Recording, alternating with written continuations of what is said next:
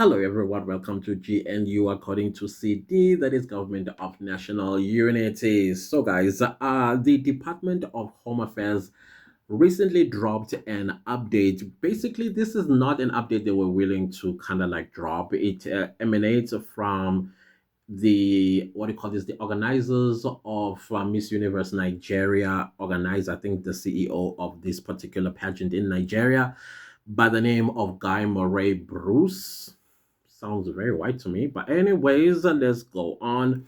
And this particular organizer accused the Department of Home Affairs for lying on Chidima that her mother committed identity fraud. And so, as a result of that, they are basically rescuing her from not believing in her dreams no more. And that Nigeria, this is her heritage land, and therefore she is going to run for Miss Universe Nigeria. And I was like, okay, cool, whatever. And then I looked at the contestants, the 24 contestants that are going to be competing. I'm not quite sure which date they have set for this particular Miss Universe Nigeria. And I noticed that each girl represented a state in Nigeria. And I was wondering, since Chidima will be the 25th, which state is she going to represent? And I kind of like looked a little bit closer and looked and I looked. Maybe there's another state that was left behind. And boom, there it was. Chidima's headshot, very beautiful, I must say. Chidima Argentina. Vote contestant number 25, Miss Taraba. I think that's the state, Miss Taraba. So this particular state was not has not sent a delegate or contestant. They call it delegate. I think we call it contestant here in South Africa. And as a result of that, yeah, she's now part of Miss Universe Nigeria. I mean, come on, let's be a little bit honest. If you look at the girls that are contesting for Miss Universe Nigeria, they are nothing compared to how Chidima is. And I'm talking because this is a beauty pageant. And when they talk of beauty, they're talking of external beauty. And that part we cannot run away from. Yes, we are all beautiful in God's eyes. Yes, we are all beautiful on the inside. Yes, beautiful people on the outside can be ugly on the inside, vice versa. I get all of that stuff. But this is a beauty contest. And then you look at the contestants that we're going to or to be voted for, I think for the top 16 or whatever the case might be. Hmm. I mean, seriously, honestly speaking, the yeah, I don't know what that is, but which also brought the realization because there's a video that I watched. I'm sure I'm gonna find this video and I will show it to you guys. This lady, a Nigerian lady, who was complaining about Miss Nigeria or Miss Universe Nigeria, that in most cases the girls that are chosen is because they bribed their way onto the top 24, top 16, top 10, as well as the winner. And I've said this before that when you look at Miss Nigeria, when they are competing in Miss World or in Miss Universe, particularly Miss Universe, they never make it to the top 10 because they are not Miss Universe material. They are clumsy, they are aggressive with everything that they do. And on top of that, one can't really understand what they're saying when they are being interviewed, but not what do you call this on stage, but during the build up to Miss Universe. You know, they have this camp that they go to and then they get interviewed. They are observed to see if they are going, are they the finalist type of situation. So Miss Nigeria, I don't think will ever make it in the top 10 because of the bribery that takes place. And you can see that accountability is not their forte. That is why they are dragging somebody from somewhere else and putting them on a final list of girls that are to be voted for to make it onto the top 16 or whatever the case might be. And they slapped her with a state that she's going to represent. And I'm not quite sure how the people of that state particularly feel about her representing them on Miss Miss Universe Nigeria, because from what I also understand, tribalism is a huge thing in Nigeria. And so she is an Igbo girl. Even the Yoruba people are saying, hey, listen, she's Adechina is a Yoruba name. And then you have Igbos are saying, no, no, no, no. Chidima is an Igbo name. It's just a whole big mess going on there. And so the Minister of Home Affairs in South Africa, Leon Schreiber, then released a presser or a press or media statement dated the 16th of August 2024 for immediate release. The headline is Home Affairs clamps down on ID fraud while upholding the rule of law. And as you know, that Schreiber always mentions the rule of law in everything that he says. But now let's read what the presser says. The Department of Home Affairs has today taken decisive action against fraud involving identity books and cards. Through a publication in the Government Gazette, the department has called upon persons who are currently in possession of a blocked ID to provide written reasons and representations within 30 days for why their ID should not be cancelled. The submissions must be sent to Sylvia.Pasha. The okay, Sylvia is in capital S dot and then Pasha. The P is in capital, it's a capital P at dha.gov.za. Okay, let me repeat that email address in case you find yourself with your ID frozen. This is something that I also need to do as a person who's lost his identity document more than 6 times. I have to check if I'm not frozen, and so I can make my representations very, very soon. I doubt that because I was able to renew my passport not so long ago. So I think I'm good, but I'll just want to double check. Again, the email address is Sylvia. The S is capital S dot Pasha. The P is capital P, Pasha at dha.gov.za.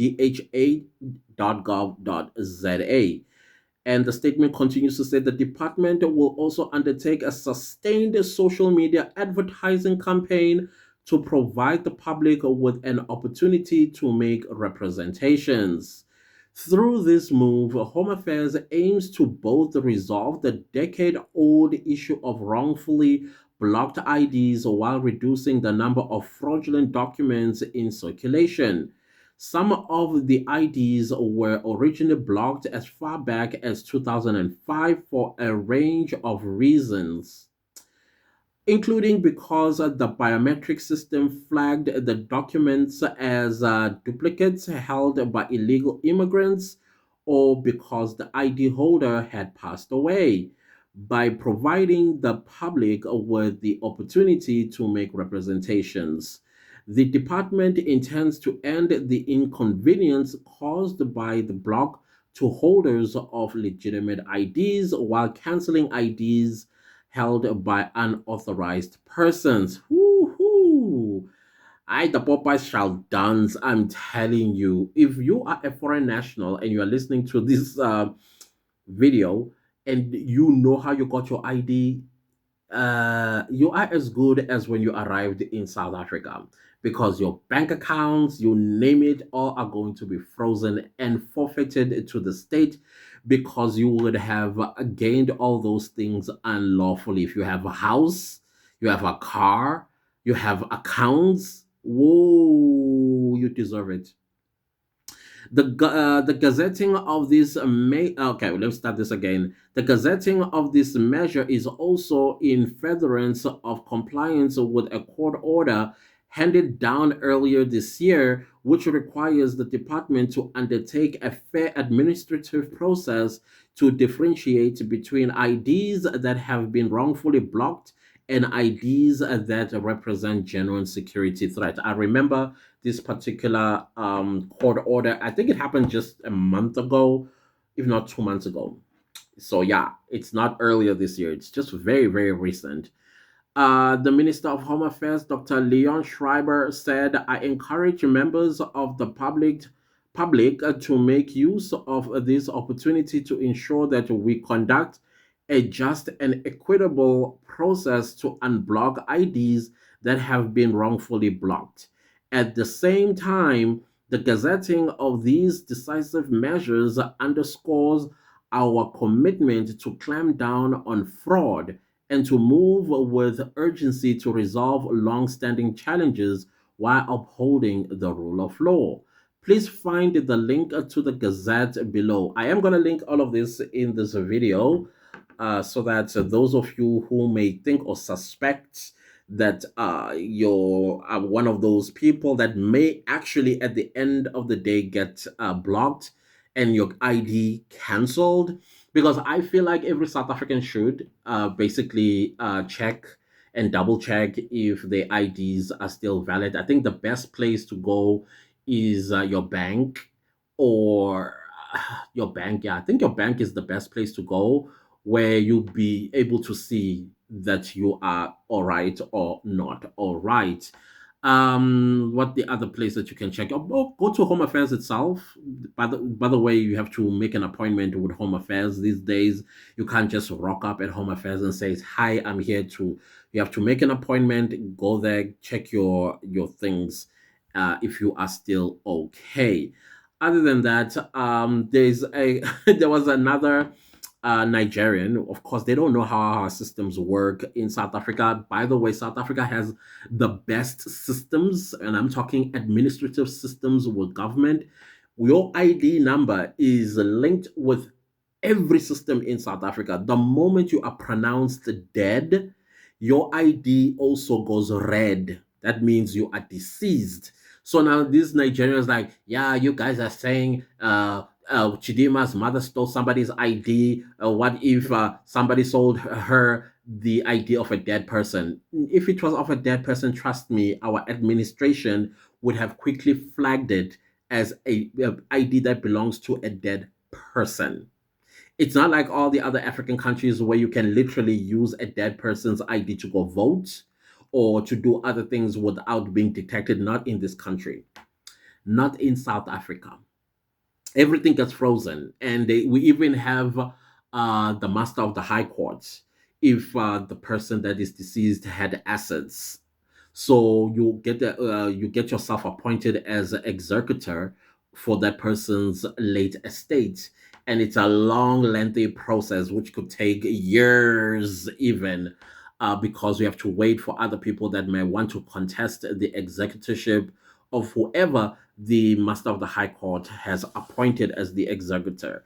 And then that person is in charge of the late estate of the deceased. All right. So we're not like the other countries in Africa. Our systems work. You can never get an ID of a dead person and go open a bank account. You will be arrested right there inside the bank. You'll be arrested right there in the bank. You can't buy a house with a dead person's ID. You can't buy a car with a dead person's ID. Suddenly, you cannot get a passport with an ID of a dead person unless the person died and nobody reported this individual to Home Affairs that they have deceased. But at some point, there are things where they are going to need your fingerprints, and if your fingerprints does not match with that of the other person, then you are going to be flagged to have committed fraud, and you might get investigated. And if they find out indeed you stole somebody else's ID, you are going to jail.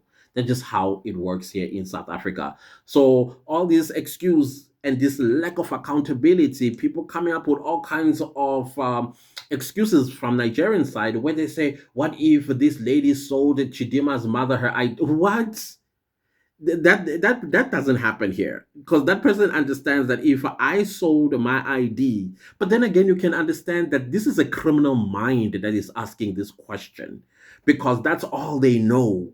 It's coming up with every kind of scenario to defraud a nation, and now that's why they ask these criminal like questions. I don't understand. I really don't. And I don't think you guys will ever heal from whatever curse that was thrown on you as a country.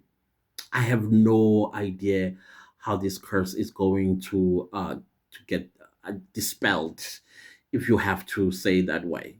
Oh my gosh. No, we have systems in place in South Africa. Our ID very much connected with every part of our lives and existence in this country. Every one of them.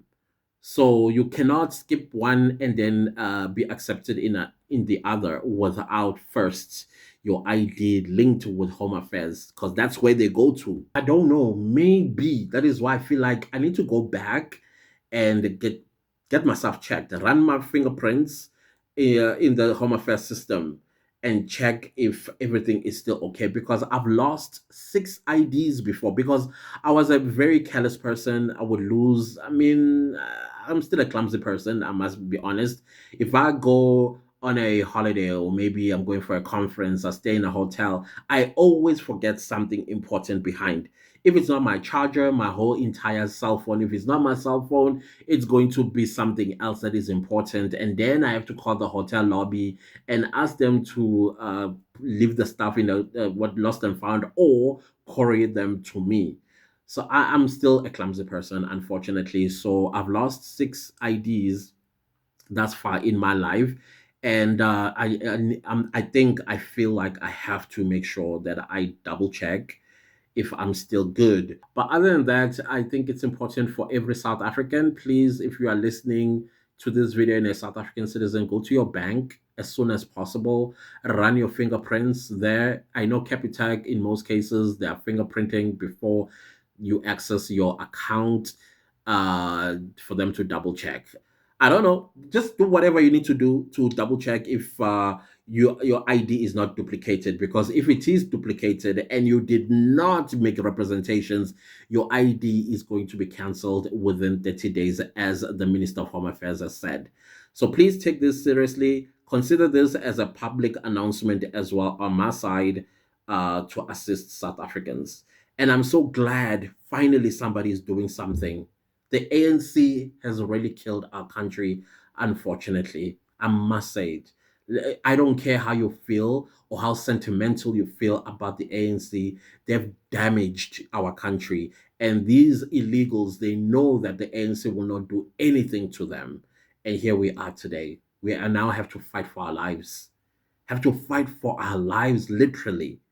Anyways, guys, do not leave this video without liking, sharing, subscribing. And when you subscribe, please click the bell notification so that you can be notified every time I upload a new video. Also, leave a comment. What are your thoughts? What are you planning to do? Are you going to go and check your ID to make sure that it's not duplicated and be in danger of your ID number basically getting cancelled? Also, thank you all so much for watching the ads. I appreciate you. See you next time. Goodbye.